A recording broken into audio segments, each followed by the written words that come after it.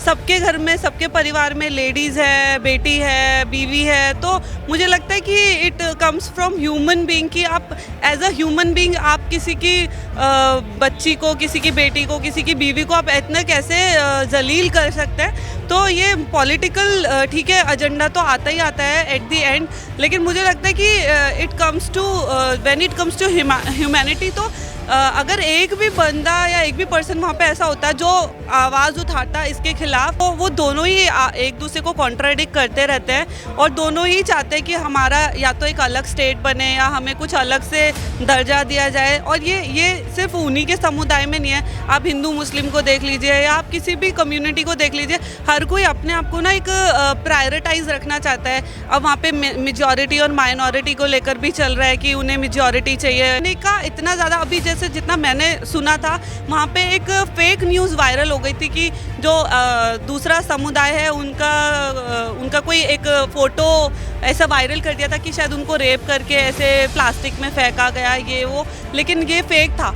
तो जो मैंने सुना उसमें ये लोग जो उन लेडीज़ को जिन्होंने जो भी क्राइम करा, हीनियस क्राइम, उसमें ये था कि वो ये दिखाना चाहते थे क्योंकि आप लोगों के समाज के लड़कों ने या आदमियों ने हमारे समाज की लेडीज़ के साथ ऐसा करा, दैट्स वाई हम आपके साथ ऐसा कर रहे हैं। बेटियां सुरक्षित तब भी हो सकती है तब जब देश सुरक्षित हो, और जहाँ पे हमें लग रहा है कि हम हर चीज़ में, जैसे कि श्रुति ने बताया कि हम लोग मानवता, इंसानियत को मोटिव नहीं बनाकर हम पॉलिटिकल एजेंडा बना रहे हैं, वो चीज़ बहुत गलत है। मतलब हर जगह ये हो रहा है कि अगर माइनॉरिटी है, मेजॉरिटी, उनमें दो में लड़ाई है, तो वो लोग बोलते हैं हम सही है, ये लोग बोलते हैं हम सही है। कोई भी ये चीज़ नहीं देख रहा है कि इंसानियत क्या चीज़ है।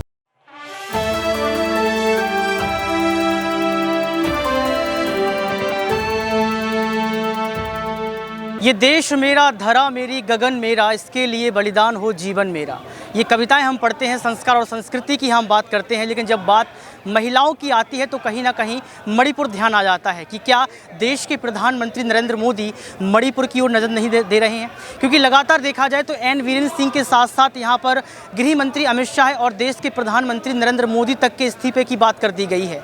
महज 3 महीने हो गए, 4 मई का वो वीडियो वायरल किया जाता है। इसके बाद पूरे देश में महिलाओं का आक्रोश देखने को मिलता है और ये कहा जाता है कि अब जनादेश जो है देश के प्रधानमंत्री नरेंद्र मोदी की तरफ नहीं होगा, क्योंकि आप सिर्फ राजस्थान, मध्य प्रदेश और तमाम राज्यसभा के जो विधानसभा चुनाव होने वाले हैं राज्यों में, उनमें लगे हुए हैं और लोकसभा चुनाव को देखने के बाद आप इंडिया पर जो है हमला बोल रहे हैं। लेकिन सबसे बड़ा सवाल ये है कि अगर आप महिलाओं के मुद्दे को लेकर सामने नहीं आएंगे, बेटी बचाओ बेटी पढ़ाओ को जुमले के रूप में कहेंगे, तो कहीं ना कहीं 2024 में ये आपके लिए हानिकारक होगा। इसी मुद्दे को लेकर तमाम महिलाएं जंतर मंतर पर हमारे साथ मौजूद हैं, उनसे बातचीत करने का प्रयास करेंगे कि आखिर वो क्या समझती है इस मुद्दे को लेकर। आपका नाम क्या है मैम? श्रुति।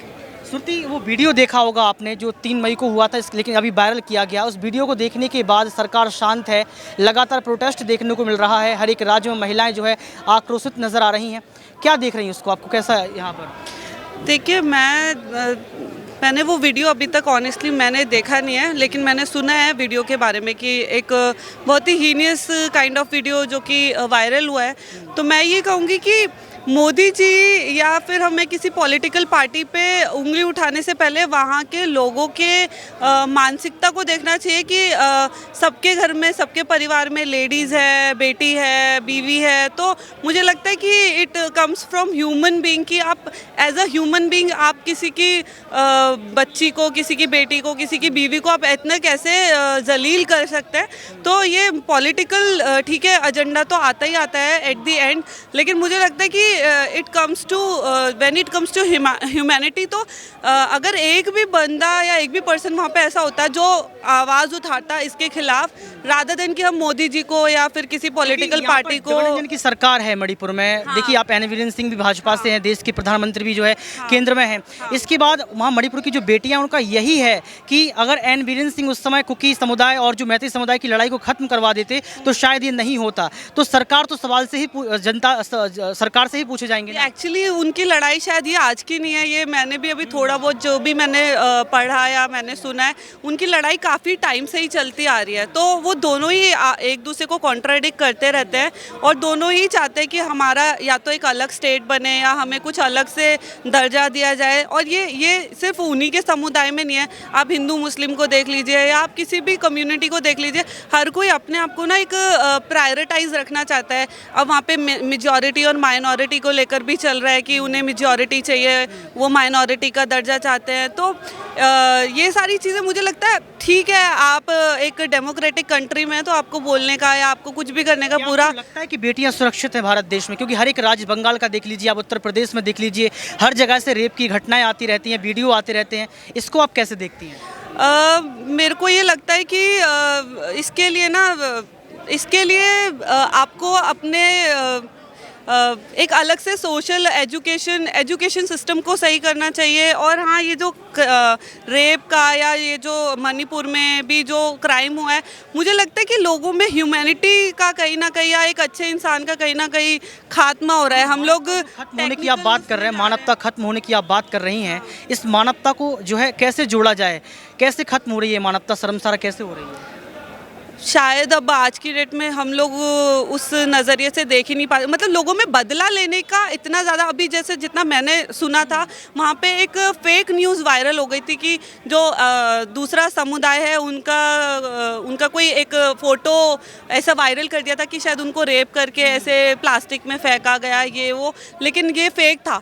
तो जो मैंने सुना उसमें ये लोग जो उन लेडीज़ को जिन्होंने जो भी क्राइम करा, हीनियस क्राइम, उसमें ये था कि वो ये दिखाना चाहते थे क्योंकि आप लोगों के समाज के लड़कों ने या आदमियों ने हमारे समाज की लेडीज़ के साथ ऐसा करा, दैट्स वाई हम आपके साथ ऐसा कर रहे हैं।